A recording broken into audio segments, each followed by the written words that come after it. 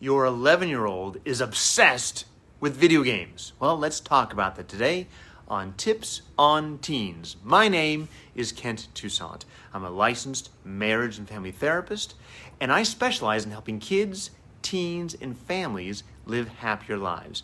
I lead two organizations. Hold on, I gotta cut that out. I apologize for that. I lead two organizations. I lead the Group Private Practice Teen Therapy Center and the nonprofit 501c3 organization Child and Teen Counseling, both here in Woodland Hills, California. And every Wednesday at noon, I jump into Facebook Live to answer your parenting questions. Today is no different. Let's jump into today's very common question. We have an 11-year-old son who is obsessed with video games and the computer. Screens have always been something we have had to moderate with him as a child. He becomes a different person when he is on them.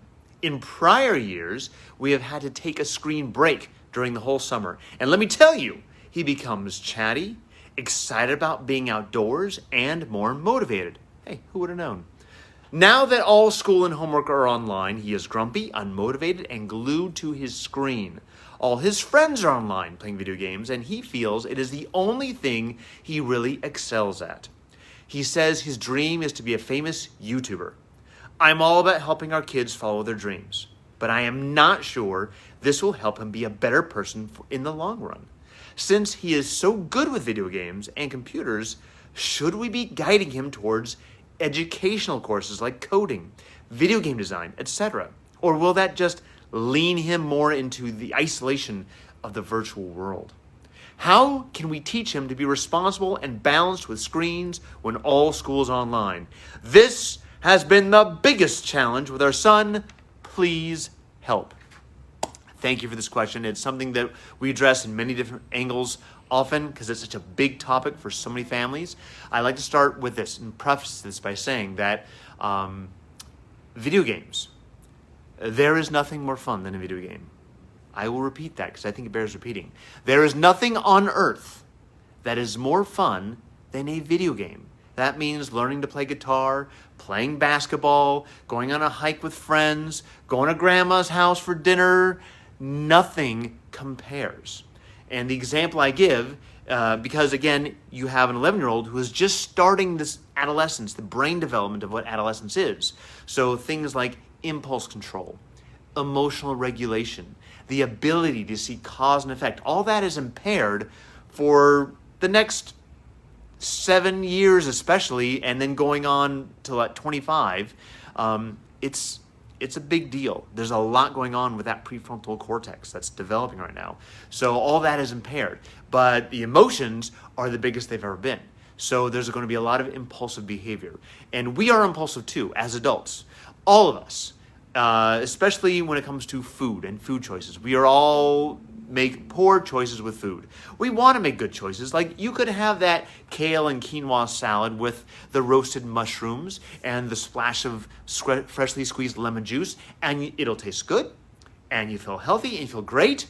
But if you have the homemade chocolate cake and gourmet ice cream bowl in front of you, and you can only pick one or the other, we all know what we're going to eat.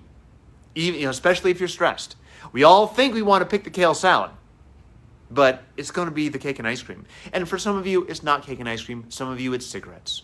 Some of you, it's beer, right? Pick your vice. But we all fall prey to these impulses.